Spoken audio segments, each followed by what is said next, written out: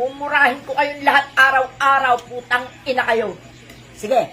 Oh, mga kababayan ha, pakinggan natin ang aswang na ito ha. Nagmumura na naman dahil nagsiselos. Eto't pakinggan natin. Sige. Narinig ka sa personal. Hoy, Sara Duterte, huwag ka magkamaling Pumractice ka. gamitin sa politika yung batang namayapa ha.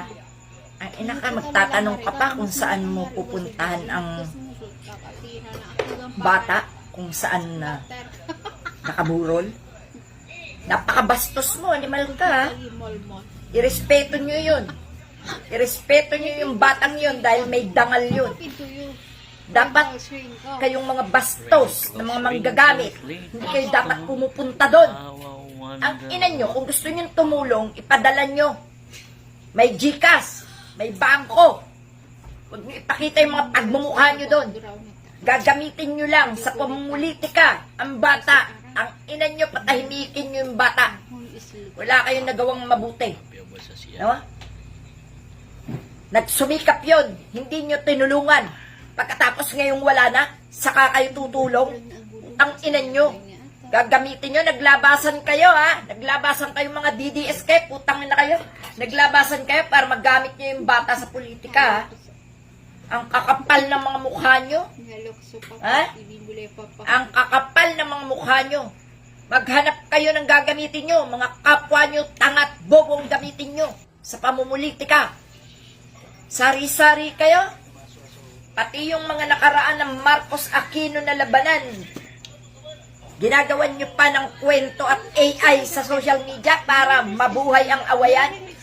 Tangina kayo, yung mga nananahimik, huwag niyong pakialaman. Irespeto niyo yan. Ikaw, Sara Duterte. Marami kang kaso, harapin mo. Huwag mong pakialaman. Ang nananahimik na pamilya. Tanginan to. Magpapapel-papel na naman kayo, mga hayop kayo. Wala naman kayo mga silbi sa tunay na buhay. Mga plastic kayo. Tanginan nyo, mga magnanakaw kayo. Biktima nyo rin yung mga yan sa pagnanakaw nyo at paggawa nyo ng kawalang hiyan sa Pilipinas. Hayop kayo. Ha? Di nga nakikialam yung mga matitinong politiko eh. Ha? Makialaman sila, nakikisimpadya, pero hindi nila tangkang gamitin sa politika. Hindi katulad mo, tangina mo ka.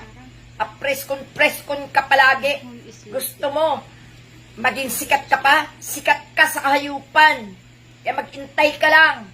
Ang ina mo, nako, ma-impeach ka lang, hayop ka. Sasagarin ko talagang galit ko sa'yo. Ang ina mo, ngayon may plano ka na namang manggamit. Ha? Pati yung batang nananahi.